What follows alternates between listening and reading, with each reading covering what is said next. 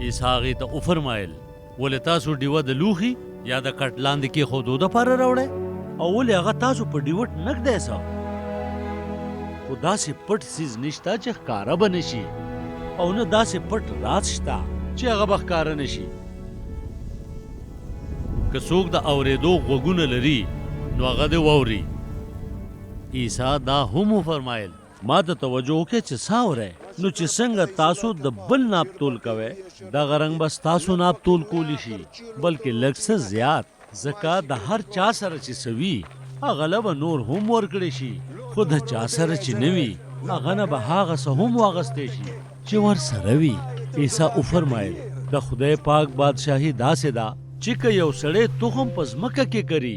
او کاغه د شپې او ورځې اوده او یا ویښ وي خو هغه په دې نه پوهیږي چې په ځمکه کې تخم په خپله څنګه راټوکېږي او لویږي ځمکه له ځان نه غله په خپله پیدا کوي لومبی تیغه بیا وږي او بیا په وږي کې تیارې دانې خو هر کله چې فصل پوخ شي نو هغه ورپسې لور راواخلي ځکه چې د فصل د لو کولو وخت راغلی وي عیسی دا هم وفرمایل موږ د خدای پاک بادشاهي د څه شي سره بیانولی شو یا د هغې دپاره کم مثال استعمالولی شو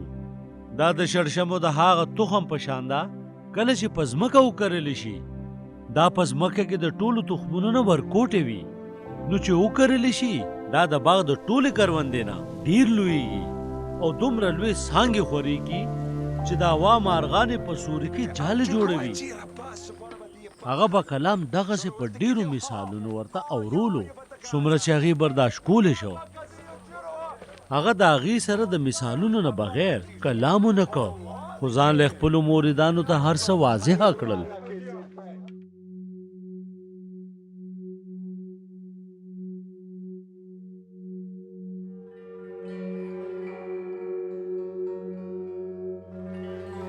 په هغه ورځ ماښام هغه موریدانو ته وفرمایل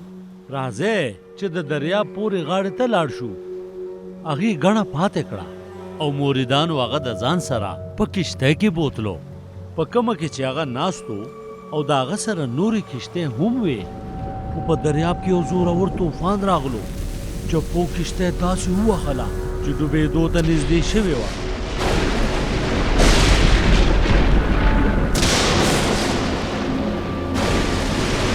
عیسی وروستو په کښتۍ کې اوده او بالښت یې سر لاندې پروت هغوی هغه را بیدار کړ او ورته وویل مالکه موږ ډوبېږو تا سره څه غم نشته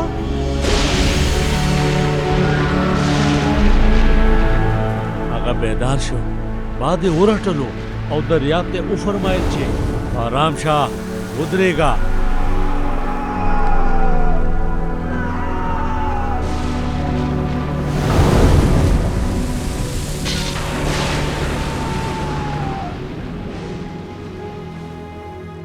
باد ودرېدلو نو په هغه ساعت کلاره کلاري شوه هغه هغې ته وفرمایل چې تاسو ولې دومره یریږئ تاسو لا اوس هم ایمان نه لرئ هغې یرې اخیستي وو او یو بل ته وویل چې دا لا څه قسم سړی دی چې هوا او چپې هم حکم مني